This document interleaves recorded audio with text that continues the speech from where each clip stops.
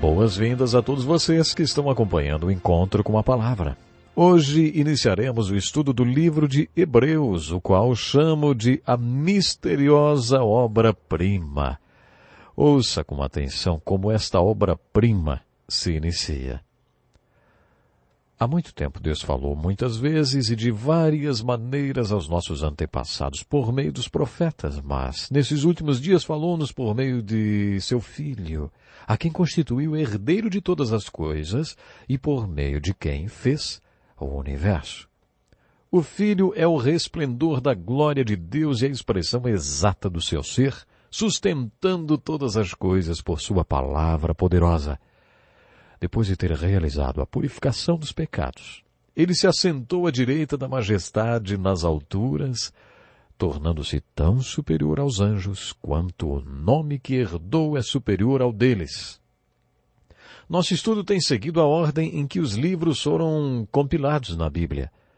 Depois de termos estudado as cartas do apóstolo Paulo, o próximo livro da sequência bíblica é o livro de Hebreus, que inicia a divisão das cartas gerais. Essas cartas são chamadas de gerais porque foram escritas por vários autores. O conteúdo delas também é genérico. Essas epístolas não foram dirigidas a nenhuma igreja específica como as cartas de Paulo, como, por exemplo, a carta aos Coríntios, aos Efésios, aos Filipenses e aos Colossenses. O livro de Hebreus é uma misteriosa obra-prima. Sua autoria é misteriosa, não sabemos quem o escreveu. Muitos teólogos acham que o livro de Hebreus foi escrito pelo apóstolo Paulo.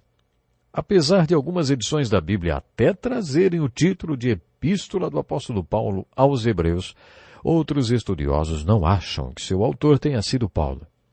Observe que esta carta não começa com eu, Paulo, como as cartas de Paulo geralmente se iniciam. Naqueles tempos, eles não costumavam assinar seus nomes no final das cartas, porque elas eram escritas em pergaminhos e para ver quem tinha escrito a carta antes de começar a lê-la, teriam que desenrolar todo o pergaminho até chegar à assinatura. Por isso o nome do autor da carta era escrito no início dela. Este livro também é misterioso porque sua forma literária não é definida. Observe que o trecho que lemos não é uma saudação.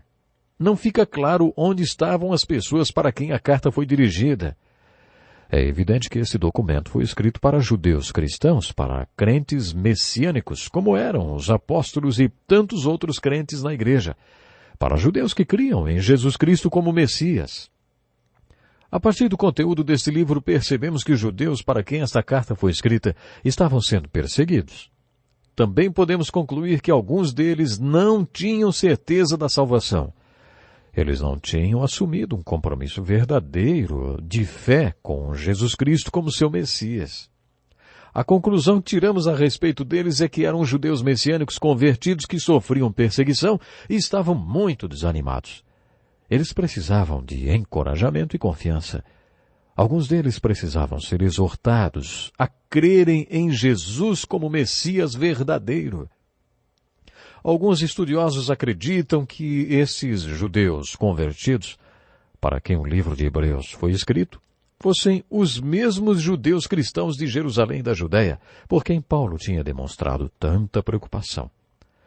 Outros acreditam que os judeus, para quem essa carta foi escrita, viviam na Antioquia quando começou a perseguição. Quando a perseguição estourou em Jerusalém e nas regiões da Judéia, muitos cristãos fugiram para Antioquia, que se tornou um grande centro de crentes messiânicos. De acordo com alguns estudiosos, esta carta foi escrita para os judeus cristãos da Antioquia. Mas outros acreditam que ela tenha sido escrita para os judeus cristãos que viviam em Roma. Resumindo, não podemos definir com precisão onde viviam estes judeus cristãos para quem esta carta foi escrita. Mas o que leva alguns estudiosos a afirmarem que Paulo escreveu esta carta? Paulo escrevia suas cartas como um rabino convertido, demonstrando o domínio completo da língua hebraica. Cerca de 200 anos antes de Cristo, todos os livros em hebraico do Velho Testamento foram traduzidos para o grego. Esta tradução é conhecida como a Septuaginta. Isso quer dizer que nos dias de Paulo, todos os livros do Velho Testamento eram encontrados em hebraico e também em grego. Quando Paulo citava o Velho Testamento em suas cartas, o que era muito frequente, ele o fazia direto do hebraico. Este fato já é argumentação suficiente para que muitos estudiosos afirmem que quem quer que tenha escrito o livro de Hebreus era grego ou um judeu fortemente influenciado pela cultura helenística grega. Alguns estudiosos observaram que a gramática grega do livro de Hebreus não coincide com a gramática das cartas do apóstolo Paulo. Outra razão para afirmarem que não foi Paulo quem escreveu este livro é que o seu autor não tinha todo o conhecimento teológico que Paulo dominava, e com excelência. Paulo foi um grande estudioso, uma das maiores mentes dos seus dias. Paulo foi um dos maiores conhecedores do Velho Testamento. Quando o autor deste livro fala do tabernáculo no deserto, ele coloca os utensílios em lugares errados, como, por exemplo, o altar do incenso. Isso jamais teria acontecido com Paulo, mas poderíamos esperar isso de Apolo. Lembram-se dele? Quando Apolo apareceu, Priscila e Áquila entenderam que ele precisava de certo treinamento, porque ainda não era teologicamente muito maduro.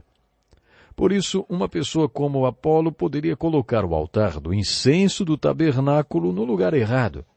Alguns estudiosos acreditam que Barnabé possa ter sido o autor de Hebreus, e outros acham que foi o amado médico Lucas, porque ele não era judeu, embora fosse muito instruído.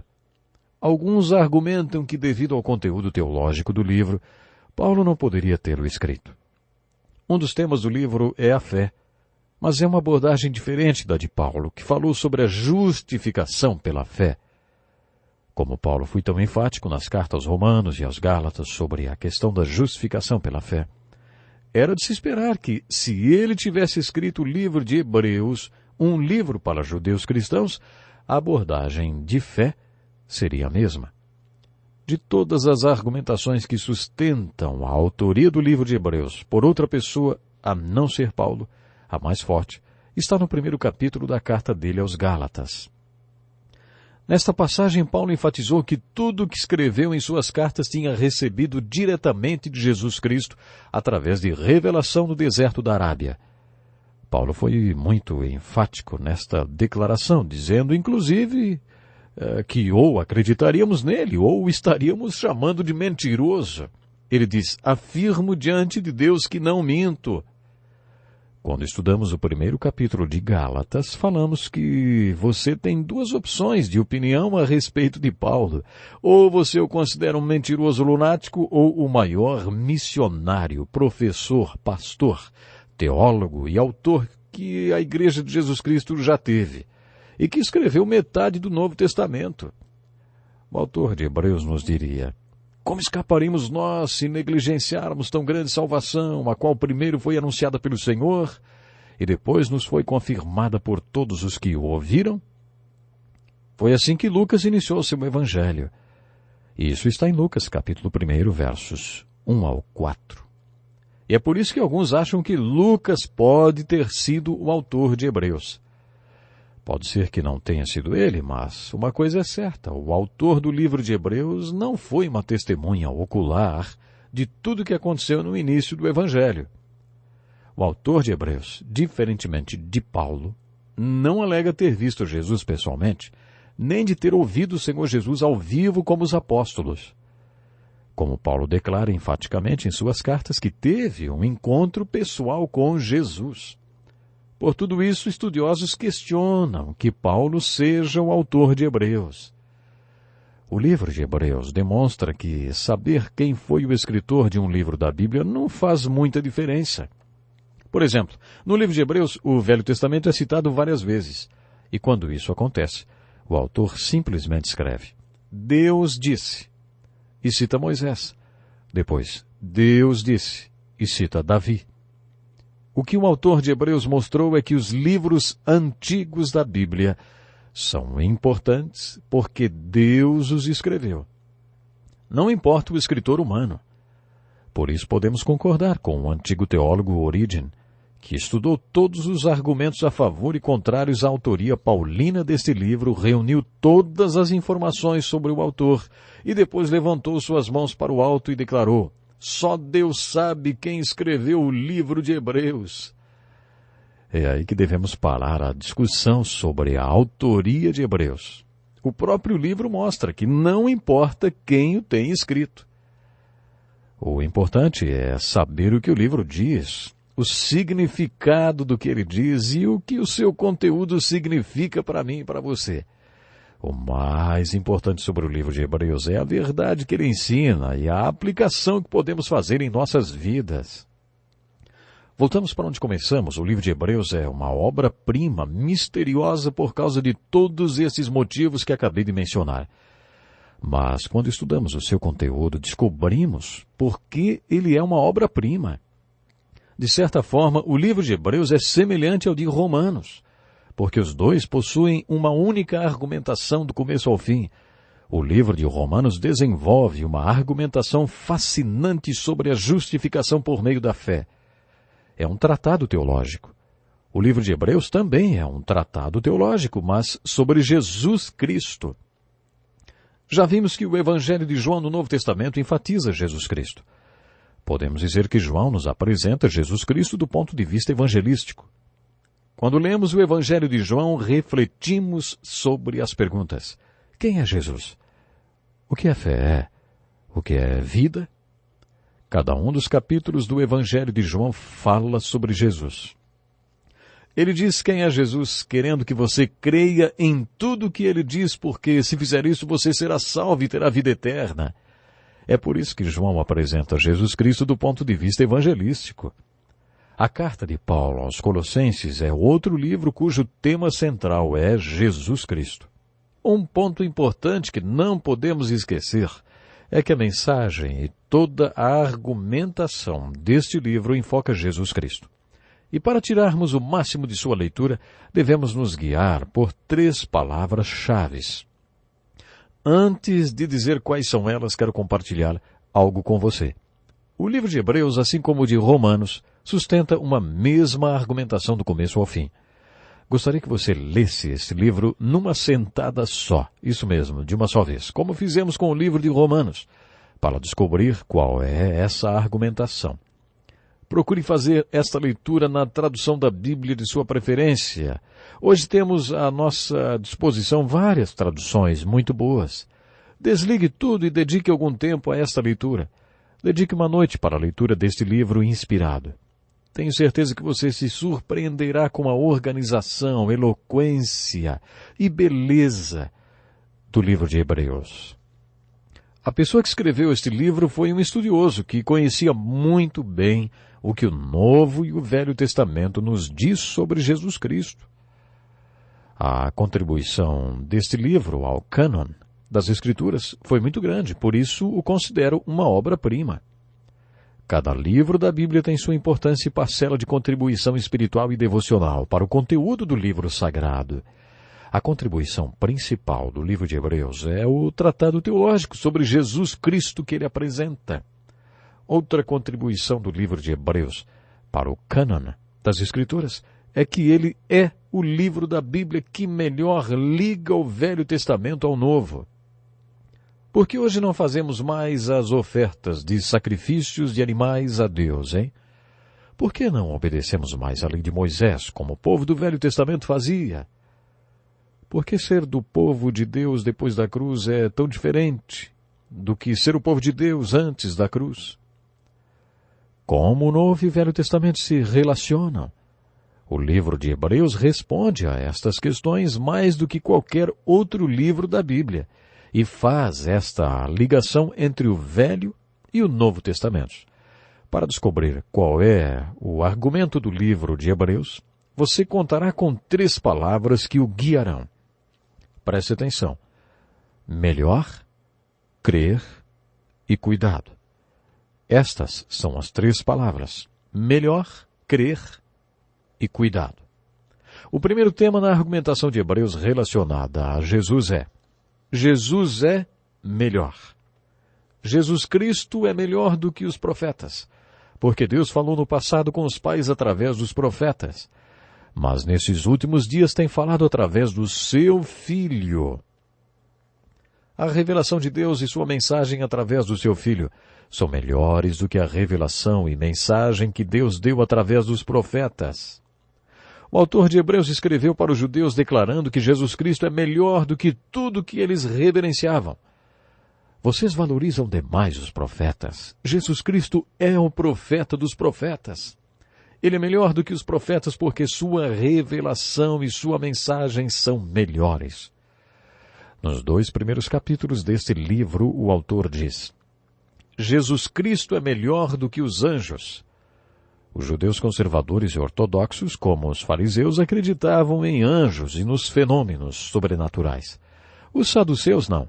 Leia os 2 primeiros capítulos e observe as diferentes maneiras como o autor argumentou para os judeus que Jesus Cristo é melhor do que os anjos. Parece que o autor nem precisava defender a existência dos anjos. Ele assumiu a existência deles quando diz que Jesus é melhor do que os anjos. É claro que os judeus reverenciavam Moisés. Ainda hoje eles reverenciam. Moisés construiu a nação, mas Jesus Cristo é melhor do que Moisés porque é o filho que vive na casa. A seguir, o autor diz que Jesus Cristo é melhor do que Josué, porque aqueles judeus reverenciavam Josué. Josué conduziu os filhos de Israel para a terra prometida e lhes deu descanso. Mas Jesus lhes deu o descanso que supera o descanso da terra prometida. Jesus é melhor do que Josué. Depois o autor escreveu: Jesus Cristo é melhor do que todos os sacerdotes. Os judeus sabiam do que o autor estava falando quando mencionava o sacerdócio ou falava em sacerdote. Havia o sacerdócio arônico e o levítico. Eles sabiam tudo sobre sacerdócio e sobre seu sistema de sacrifícios. A partir do capítulo 5, o autor argumenta que Jesus é melhor do que todos os outros sacerdotes. Depois de falar sobre sacerdócio, o autor fala sobre alianças. Havia a aliança de Noé, a de Abraão, a de Moisés e a de Davi. Deus firmou várias alianças, mas o autor afirma que Jesus é a melhor de todas as alianças. A seguir, o autor menciona o tabernáculo no deserto. Falamos sobre o tabernáculo quando estudamos os livros de Êxodo e Levítico. Como é de se esperar, o autor diz: Jesus Cristo é melhor do que o tabernáculo terreno. O autor de Hebreus explicou que o templo de Salomão e todos os seus padrões de adoração eram uma cópia, uma expressão visível de um tabernáculo que existe nas regiões celestiais, que não é feito por mãos humanas. No tabernáculo, os sacerdotes sacrificavam um animal e depois o colocavam no altar do holocausto. Depois ia até o lavatório para, de maneira cerimoniosa, se lavar. Daí ele seguia para o propiciatório, onde se encontrava o candelabro à sua esquerda e a mesa e os pães da presença bem na sua direita.